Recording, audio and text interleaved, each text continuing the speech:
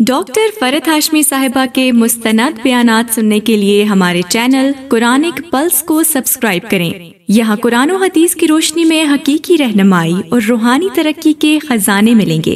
अभी जुड़ें और दीन को गहराई से समझें। नहमदुहु व नुसल्ली अला रसूलिहिल करीम, अम्मा बाद, फ़अऊज़ु बिल्लाहि मिनश शैतानिर रजीम, बिस्मिल्लाहिर रहमानिर रहीम, रब्बिश्रह ली सदरी व यस्सिर ली अमरी वहलुल उक़दतम मिन लिसानी यफ़क़हू क़ौली। किसको ये दुआ याद हो गई है? अल्लाहुम्मा इन्नी अस्अलुका बिअन्ना लकल हम्द। गुड। दूसरी दुआ, अल्लाहुम्मा इन्नी अस्अलुका बिअन्नी अशहदु अन्नका अंतल्लाहु ला इलाहा इल्ला अंतल अहदुस समद अल्लज़ी लम यलिद व लम यूलद व लम यकुल लहू कुफुवन अहद। आधी तो आपको वैसे ही आती है। क्या फायदा है इस दुआ के पढ़ने का? खैरियत? ये क्या हो रहा है? कैसा लगता है म्यूजिक? ईमान अफरोज या ईमान में कमी करने वाला? दिन में कितनी दफा सुनते हैं आप?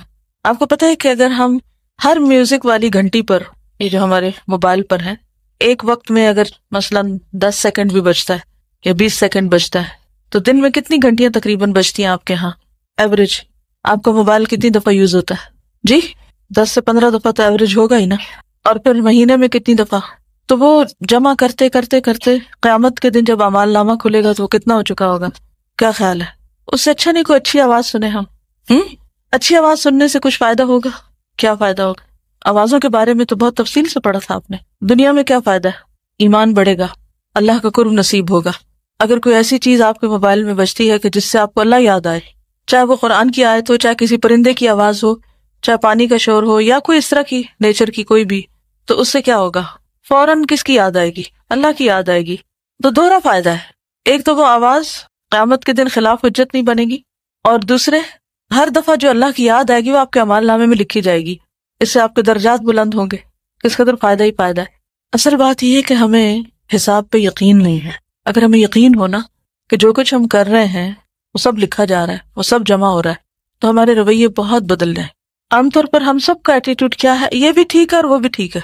इससे क्या फर्क पड़ता है, उससे क्या फर्क पड़ता है? ये हो जाए तो भी अच्छा है, वो हो जाए तो भी खैर है। ऐसा तो नहीं ना। जिस रब के यहाँ जर्रा जर्रा तोला जा रहा है और लिखा जा रहा है, वहाँ सब चीजें बराबर नहीं। कुल ला यस्तविल खबीसु वत्तय्यिबु वलौ आजबका कसरतुल खबीस। कह दीजिए कि खबीस और तय्यब, अच्छा बुरा, बराबर नहीं होते। खा तुम्हें खबीस की कसरत कितनी ही अच्छी क्यों ना लगे। तो छोटी छोटी चीजों का भी ख्याल रखा कीजिए।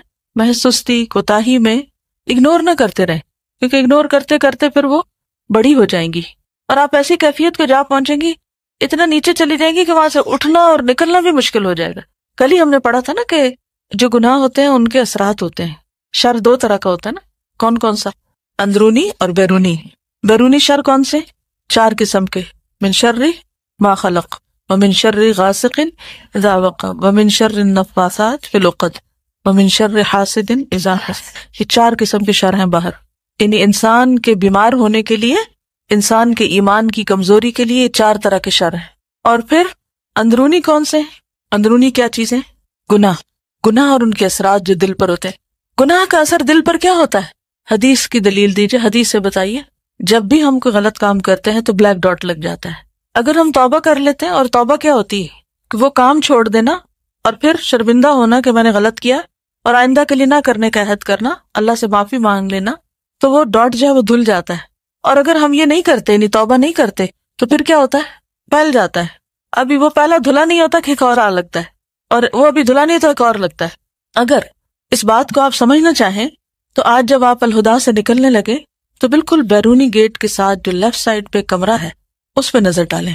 वहां एक छोटा सा दरवाजा है जो वो लोग इस्तेमाल करते हैं जो अमूमन हाथ नहीं धोते। कल मैं गुजरते हुए गौर कर रही थी कि उस पर इतनी मैल जम चुकी है कि चूंकि एक तरफ है तो किसी की नजर भी नहीं गई। तो मैंने सोचा कि ये एक दिन में नहीं जमी, क्या वजह हुई होगी? बाकी हिस्सा तो आप खूब चमकाते हैं माशाल्लाह। मैं एक दिन शाम के वक्त आई और वॉशरूम्स मैंने देखे तो दिल खुश हो गया कि बिल्कुल साफ सुथरे, नो अडोर, नथिंग, हर चीज क्लीन नीट। और मुझे यकीन नहीं आया कि जहाँ इतने 100 लोग दिन में ये वॉशरूम्स यूज करते हो वहां इतनी सफाई हो। और तहारत निस्फ़ ईमान है। इससे पता चलता है कि आप क्या पढ़ रहे हैं। तो अल्हम्दुलिल्लाह उसको देखकर तो मुझे बहुत इत्मीनान हुआ कि अल्हम्दुलिल्लाह जो लोग यहाँ पर हैं वो दीन को समझ रहे हैं। इसी से पता चल जाता है। अगर वॉशरूम का यूज नहीं ना किसी को आता تو اس کا لازمی مطلب یہ کہ اس بندے کو دین کی سمجھ نہیں، کیونکہ جس کو دین کی سمجھ ہوگی وہ لازمی طور پر اپنی سب سے پہلے کیا کرے گا؟ پاکیزگی، صفائی ستھرائی کا خیال رکھے گا. اور اگر واش روم گندا ہو کسی کا، کیا پھر صفائی ستھرائی رہ سکتی ہے؟ پاکیزگی رہ سکتی ہے؟ کپڑے بچ سکتے ہیں؟ وضو ٹھیک سے ہو سکتا ہے؟ نہیں. وہاں سے آپ پاک ہونے کے لیے جاتے ہیں اور الٹا کچھ ساتھ لگا کے آ جاتے ہیں غیر محسوس طریقے سے. تو میں سوچ رہی تھی کہ یہ چونکہ دروازہ ایسا ہے کہ اس دروازے کے آگے گیٹ کھلتا ہے نا، تو وہ جب آپ گزرتے ہیں تو نظر بھی کوئی نہیں پڑتی کسی کی، تو وہ اتفاق سے دروازہ بند ہے تو پیچھے والا دروازہ نظر آ گیا. بالکل اسی طرح ہمارے دل کے گوشوں میں کچھ گوشے ایسے ہوتے ہیں جن کے اوپر ایک اور دروازہ ہوتا ہے نا، ایک اور پردہ ہوتا ہے، ایک اور لیئر ہوتی ہے، اور وہ ہمیں نظر ہی نہیں آتے. وہاں اتنے ڈاٹ گر چکے ہوتے ہیں، اتنی میل جم چکی ہوتی ہے کہ ہمیں یا کسی اور کو اسے صاف کرنے کا خیال بھی نہیں جاتا. اور ایسے سین آپ کئی جگہ دے سکتے، کسی پبلک جگہ پر آپ چلے جائیں. کئی لوگوں کے آپ نے دیکھا ہوگا کہ جیسے لائٹ آن کرنے کی جگہ ہوتی ہے نا، وہاں کیا نظر آتا ہے؟ میل. کیوں آتی؟ کیونکہ روز آپ کا ہاتھ لگتا ہے اور اکثر ہاتھ گندا ہوتا ہے، تو وہ ساری گندگی ریفلیکٹ کرتی ہے آپ کی دیوار پر، جس سے پتہ چلتا ہے کہ آپ کس قسم کے رہنے والے، کون ہے، کون اس جگہ کو استعمال کرتا ہے. تو وہ ایک دن میں نہیں ہوتا، روز لگتا ہے، روز لگتا ہے، روز لگتا ہے. بالکل اسی طرح جیسے ابھی میں نے میوزک والی گھنٹی کی بات کی، تو وہ کیا ہوتا ہے؟ روز سنتے ہیں اور اتنا سنتے ہیں اور ہر طرف سے وہی آوازیں سن رہے ہیں کہ ہم اتنے امیون ہو گئے کہ ہمیں پتہ ہی نہیں کہ اس کا کوئی بلیک ڈاٹ بھی لگ رہا ہے. کیونکہ یہ ہو ہی نہیں سکتا کہ میوزک ایمان میں اضافہ کرے، وہ لازمی طور پہ کمی کرتا ہے. اس کو آپ ایک مثال سے سمجھیے کہ کبھی دیکھنا کہ حمام ہوتا ہے، جیسے واٹر ٹینک ہوتا ہے یا کوئی بھی ٹیپ ہوتی ہے، اگر ٹیپ کا وہ پراپرلی فکسڈ نہ ہو اور اس میں سے ایک قطرہ گر رہا ہو تو کیا ہوتا ہے؟ وہ قطرہ گرتے گرتے ٹینک خالی ہو جاتا ہے، ہوتا ہے نا. بالکل اسی طرح اگر آپ نے ماشاءاللہ صبح تہجد پڑھے اور پھر تلاوت کی اور پھر اذکار کیے، پھر رو کے دعا مانگی. بائی دی وے پتہ نہیں آپ کو یاد رہا کہ نہیں، آپ نے رو کے دعا مانگی ہے کل سے آج؟ الحمدللہ، شکر اللہ کا. ایسی باتیں جو کرنے کی ہوتی نا، کہیں نہ کہیں لکھ لیا کہ جو چیک کیا کہ جی میں نے کیا کہ نہیں. اینی ویز خوب رو کے دعا مانگی، وہ دعائیں پڑھی، اچھی اچھی باتیں کی، تو ایمان کا ٹینک بھر گیا. اب کیا ہے؟ گھر سے نکلے، جو ہی گھر سے موڑ مڑے آگے سے میوزک بج رہا ہے کہ نہیں ہم تو نہیں سن رہے، ہم نے تھوڑی لگایا، یہ تو کسی نے لگایا ہوا ہے. اچھا اب اس کا اثر پڑتا ہے یا نہیں؟ وہ گرد آ جاتی ہے. تھوڑے آگے جاتے وین میں بیٹھتے ہیں، ایک اور افسانہ ہے. آگے چلتے ہیں کہیں اور کسی کا موبائل بج رہا ہے، اس میں چھن چھن ہو رہی، کہیں کچھ کرتے کرتے وہ ٹینک کی جو ٹیپ ہے لیک ہو رہی ہے. شام تک کیا ہوتا ہے؟ کافی ڈرین ہو چکے ہوتے ہیں. اور پھر اگر اگلے دن اٹھے ہی نہیں تہجد کے لیے تو خود سے خود کہیں سے آ کے وہ بھر جائے گا ایمان سے. ٹینک نہیں بھرے گا، خود سے بھرنا پڑے گا. اور اس طرح ہماری زندگیاں غفلت میں جو گزرتی جاتی ہیں پھر کیا ہوتا ہے؟ میل کی تہیں جمتی جاتی اور جتنی تہیں زیادہ جم جاتی ہیں ان کے لیے پھر اتنی صفائی کی زیادہ ضرورت ہوتی. اور پھر جب زیادہ گندا ہو جاتا ہے ہم کہتے ہیں چھوڑو پرے، اب گندا تو ہے ہی، اچھا کبھی وہ صفائی کریں گے، رینوویشن ہوگی، پھر پینٹ ہو جائے گا، پھر ٹھیک ہو جائے گا. اب کون اس کو کرے؟ کیونکہ دیکھ کے بھی برائی نہیں لگتی نا، گندگی نہیں لگتی. تو بڑے بڑے گناہوں سے بعض اوقات ہم بچ جاتے ہیں. ہم بڑا عہد کر کے نکلتے، کسی کی غیبت نہیں کرنی، نہ سننی ہے کسی کی، کوئی انٹرسٹ نہیں لینا، جھوٹ بھی نہیں بولنا، کسی کا دل بھی نہیں دکھانا، ایسا بھی نہیں کرنا، ویسا. 100 عہد کر رہے ہوتے ہیں اور الحمدللہ بعض اوقات ان بڑے ٹارگٹس میں کافی حد تک کامیاب بھی ہو جاتے ہیں. لیکن چھوٹی چھوٹی چیزیں جن کی طرف سے شیطان ہمیں یہ کہہ کہ تھپکی دیتا رہتا، سلاتا رہتا ہے، اس سے کیا ہو؟ اس سے تو کوئی فرق ہی نہیں پڑتا، اس سے کچھ نہیں ہوتا، کہ بہت کچھ ہو چکا ہوتا ہے، غیر محسوس طریقے سے ہوتا ہے. اور جب ہونے لگتا ہے نا پھر ڈپریشن، اور جب دل کے اوپر پریشانی کا بوجھ پڑنے لگتا ہے تو پھر ہمیں سمجھ نہیں آتی کہ ہوا کیا ہے. پھر بیماری بھی سمجھ نہیں آتی اپنی، علاج کہاں سے کریں گے. پھر اس ویکنیس میں شیطان اور غالب آتا ہے، وہ تو گھات میں بیٹھا ہوا ہے اور ہر وقت شکار کرنے کی امید میں ہوتا ہے کہ کسی وقت میں اس کو اپنے کنٹرول میں کر لوں گا. تو ضرورت کس کو ہے؟ ہمیں خود، کہ ہم نے بچنا ہے. اور یہی تقویٰ کی زندگی ہوتی ہے. جب جنگل سے مثال دی تھی ابی بن کعب نے، تو کیا کہا تھا کہ جنگل سے گزرتے ہوئے جیسے کانٹوں وغیرہ سے گزرتے، تو کانٹے ایک طرح سے نہیں ہوتے، کوئی بڑی سی ٹہنی آگے ہوتی ہے، کوئی چھوٹا سا کانٹا ہوتا ہے، کوئی کسی طرح. تو بعض اوقات آپ نے دیکھا ہوگا کہ ہم کسی بڑی ٹہنی سے نہ بھی ٹکرائیں، چھوٹے موٹے کانٹے بھی نہ لگے، جو چھوٹی پھانس چھوٹی سی ہوتی ہے نا، جس کو آپ سوئی کے ناکے سے نکالتے ہیں، تکلیف دہ ہوتی ہے نہیں. تو بعض اوقات اسی طرح وہ چھوٹی چیزیں جو ہے نا، چھوٹے کانٹے چپکتے رہتے ہیں، تو ہمیں ان سے بھی بچنا ہے. اگر آپ لوگ کبھی گاؤں کی زمین پہ چلے ہوں تو آپ نے دیکھا ہوگا ایک چھوٹا سا زمین سے خود رو سا پودا اگا ہوا ہوتا ہے، جس کے اندر بھکڑے ہوتے ہیں نا. آج اس کے کچھ ٹکڑے ٹوٹ کے ادھر ادھر گرے ہوتے ہیں. اب آپ چلتے ہیں تو کوئی جراب میں اٹک جاتا ہے، کوئی کہیں اٹک جاتا ہے. آپ بچ رہے ہوتے ہیں بڑے اوپر سے شاخوں ٹانیوں سے، اور پتہ نہیں چلتا نیچے سے کیا چپک گیا ہے. تو اس لیے بے حد ضروری ہے کہ ہم بڑے کانٹوں سے اور بڑی مصیبتوں اور بڑے گناہوں سے بھی بچیں، اور اس کے ساتھ ساتھ چھوٹوں سے بھی بچیں کہ وہ بھی بڑے اذیت ناک ہے اور جمع ہو کر بڑی مشکل میں ڈال دیں گے۔ اب اپنے لیے دعا مانگے، کوئی بھی بیرونی شر اور اندرونی شر دونوں سے پناہ مانگے۔ اور جامع ترمذی اور صحیح حاکم میں حضرت سعد بن ابی وقاص سے مروی ہے کہ حضرت صلی اللہ علیہ وسلم نے ارشاد فرمایا، دعوت ذی النون اذا دعا وهو في بطن الحوت لا الہ الا انت سبحانک انی کنت من الظالمین انه لم يدع بها مسلم في شيء قط الا استجاب اللہ له۔ ترمذی ابواب الدعوات۔ حضرت ذی النون یونس علیہ السلام نے مچھلی کے پیٹ میں جو دعا کی تھی وہ یہ ہے کہ لا الہ الا انت سبحانک انی کنت من الظالمین، سورۃ الانبیاء۔ جس مسلمان نے کسی بات کے لیے اس دعا کو پڑھا اللہ تعالیٰ نے اس کی دعا قبول فرمائی۔ اور یہ صحیح حدیث ہے، یعنی جب آپ پریشان ہوں، دکھی ہوں، کسی مصیبت میں ہوں تو پہلے چند بار اس دعا کو پڑھ لیں۔ 1.25 لاکھ دفعہ پڑھنا ضروری نہیں، یہ تو ہم نے خود اپنے اوپر بوجھ ڈالا ہے۔ دل سے پڑھیں گے، یکسوئی سے پڑھیں گے تو چند دفعہ پڑھنا بھی کافی، مثلا 3 دفعہ پڑھ لیں، 7 دفعہ پڑھ لیں، جب تک آپ یکسو ہو جائیں، اور اس کے بعد جو آپ کے دل میں دعا ہے، دلی مراد ہے، وہ مانگیں۔ نہیں، صحیح حاکم میں حضرت سعد ہی سے مروی ہے کہ رسول اللہ صلی اللہ علیہ وسلم نے فرمایا، الا اخبرکم بشیء اذا انزل برجل منکم امر مہم فدعا به یفرج اللہ عنہ، دعاء ذی النون، المستدرک کتاب الدعا۔ کیا میں تم کو ایک ایسی چیز نہ بتلاؤں کہ تم میں سے کسی کو جب کوئی مشکل پیش آئے تو یہ دعا پڑھے، اللہ تعالیٰ اس کی مشکل کو آسان کر دے گا۔ اور وہ حضرت ذی النون علیہ السلام کی دعا ہے، یعنی لا الہ الا انت سبحانک انی کنت من الظالمین، جس کو آپ آیت کریمہ بھی کہتے ہیں کہ جب کوئی مشکل پیش آئے تو اس دعا کو پڑھ کر اپنے لیے دعا مانگیں۔ اسی صحیح میں ہی ان سعد سے مروی ہے کہ رسول اللہ صلی اللہ علیہ وسلم نے فرمایا، هل ادلکم علی اسم الاعظم دعاء یونس، المستدرک کتاب الدعا۔ کیا میں تمہیں اسم اعظم نہ بتلاؤں؟ اسم اعظم حضرت یونس علیہ السلام کی دعا ہے۔ کسی نے کہا، یا رسول اللہ هل کان لیونس خاصہ، یا رسول اللہ کیا یہ دعا حضرت یونس کے لیے خاص تھی علیہ السلام؟ حضرت صلی اللہ علیہ وسلم نے فرمایا، الا تسمع قوله تعالی فاستجبنا ونجیناہ من الغم وکذالک ننجی المؤمنین فایما مسلم دعا به فی مرضه 40 مرة فمات فی مرضه ذلك اعطی اجر شہید وان بری مغفورا له، المستدرک۔ یہ حدیث صحیح نہیں ہے لیکن اس کا آدھا حصہ درست ہے، اور وہ آدھا حصہ کون سا ہے؟ فاستجبنا ونجیناہ من الغم وکذالک ننجی المؤمنین، یعنی جتنا حصہ پچھلی دعاؤں کے ساتھ موافقت کرتا ہے کہ اللہ سبحانہ وتعالیٰ نے ان کی دعا سنی اور اللہ اسی طرح باقی لوگوں کو بھی سنے گا، اتنی بات یہاں تک درست ہے، ٹھیک ہے۔ لیکن یہ جو بات ہے نا آگے کی 40 بار پڑھے مرض میں تو شہید مرے گا، یہ درست نہیں ہے، یہ موضوع ہے، روایت فیبریکیٹڈ ہے۔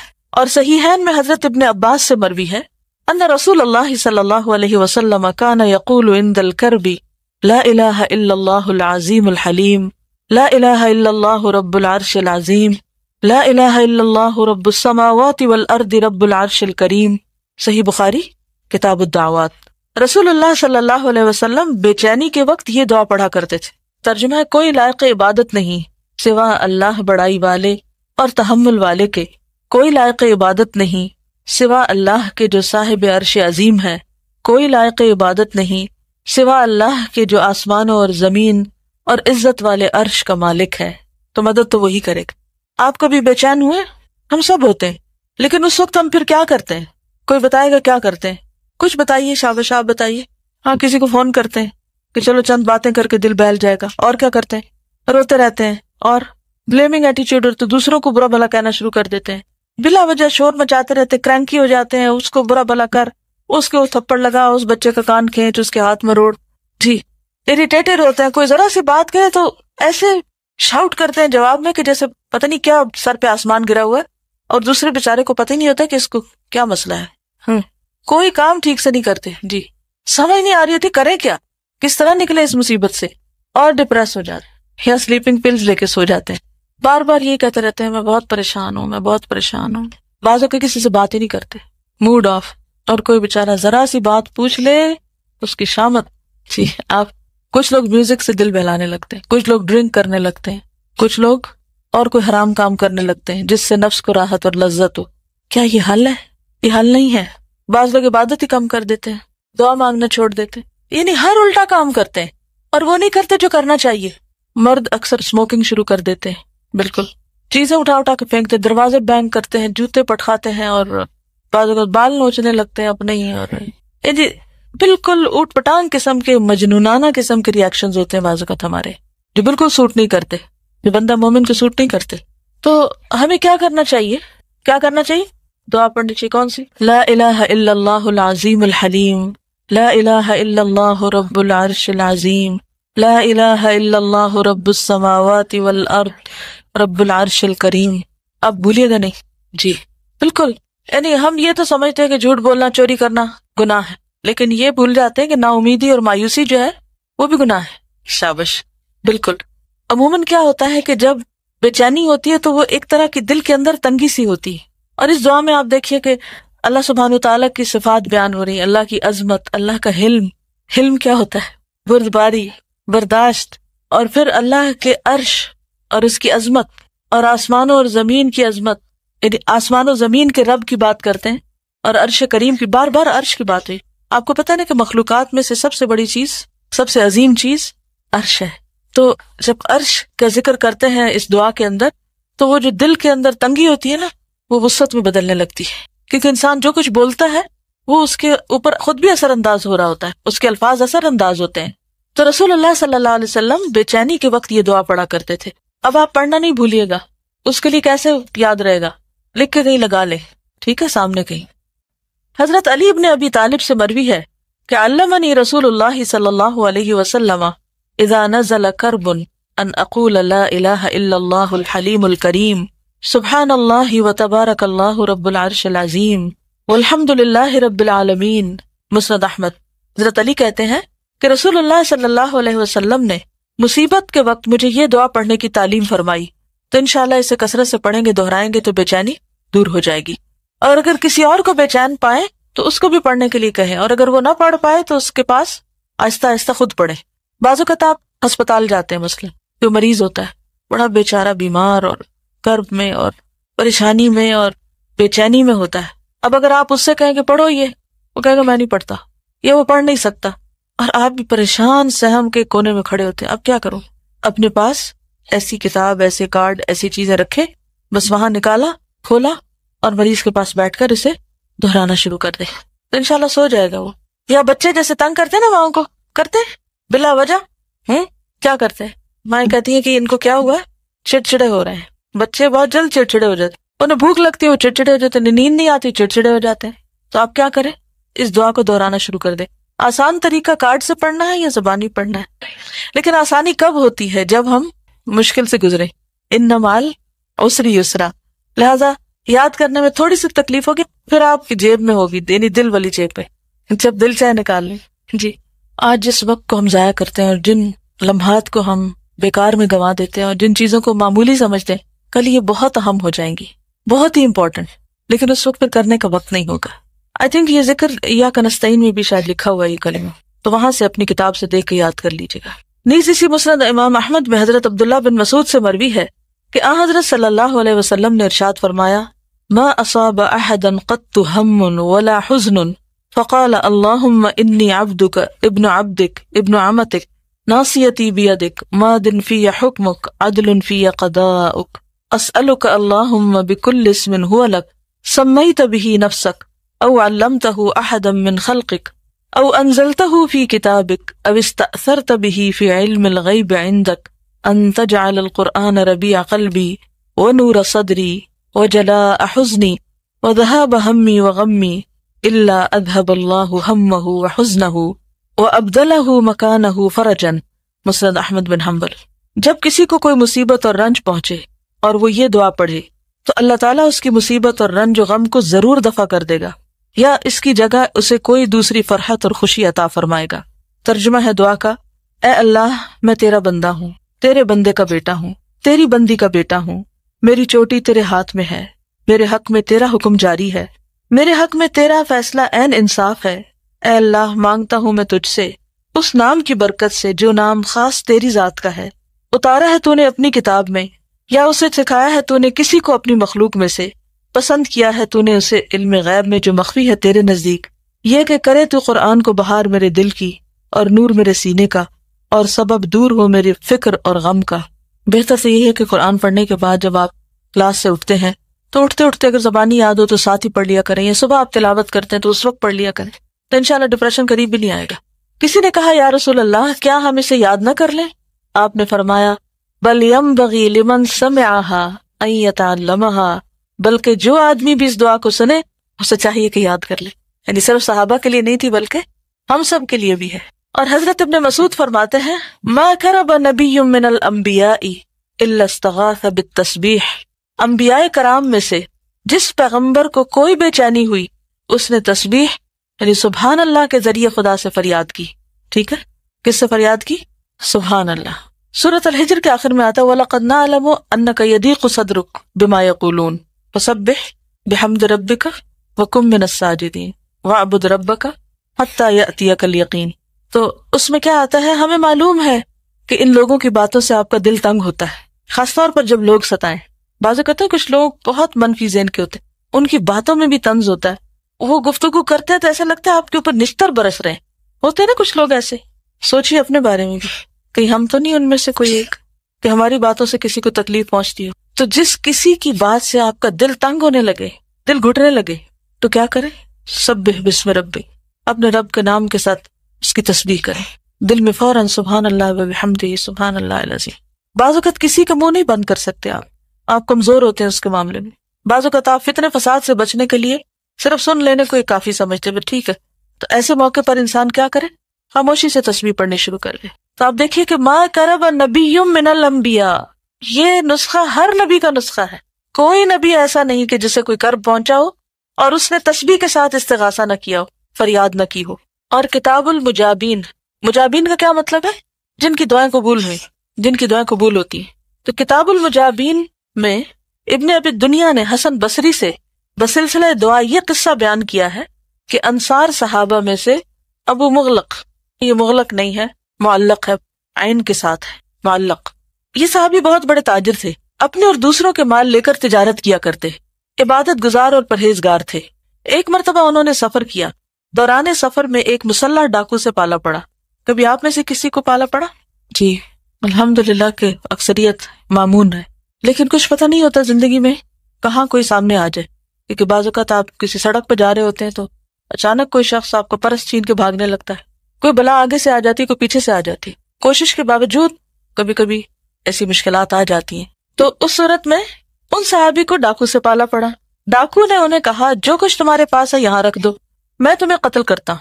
ابو معلق انصاری نے کہا کیا تم مجھے قتل ہی کرنا چاہتے ہو؟ اگر صرف مال چاہتے ہو تو یہ مال ہے، لے لو اور مجھے چھوڑ دو۔ ڈاکو نے کہا یہ مال تو اب میرا ہو ہی چکا ہے، میں تمہیں قتل بھی ضرور کروں گا، یعنی مال تو ہے ہی میرا لیکن تمہیں بھی ماروں گا۔ ابو معلق انصاری بولے اگر مجھے تم چھوڑ نہیں سکتے تو مجھے اتنی مہلت تو دو کہ میں 4 رکعت نماز پڑھ لوں۔ ڈاکو نے کہا اچھا تم جتنی نماز پڑھنا چاہو پڑھ لو۔ ابو معلق انصاری نے وضو کیا اور 4 رکعت نماز پڑھی۔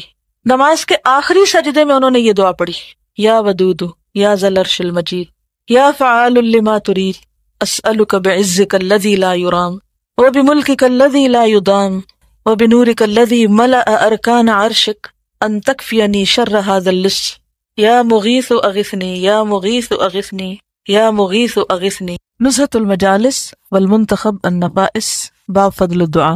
اے محبت کرنے والے، ڈاکو سے پالا پڑا ہوا اور اللہ کو کس نام سے پکار رہے ہیں؟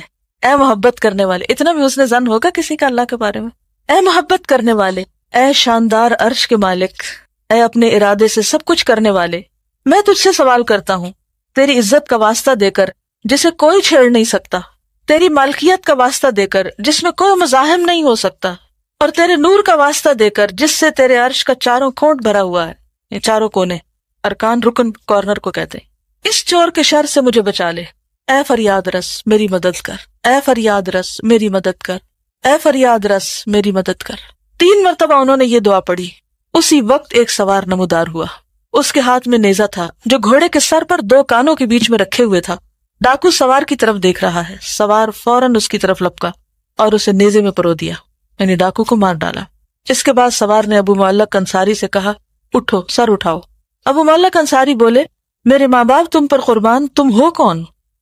آج تمہارے ذریعے اللہ تعالیٰ نے میری کار براری فرمائی ہے۔ سوار نے کہا میں چوتھے آسمان کا ایک فرشتہ ہوں۔ جس وقت تم نے بارگاہ الہی میں دعا کی تو اس دعا نے آسمان کے دروازے ہلا دیے۔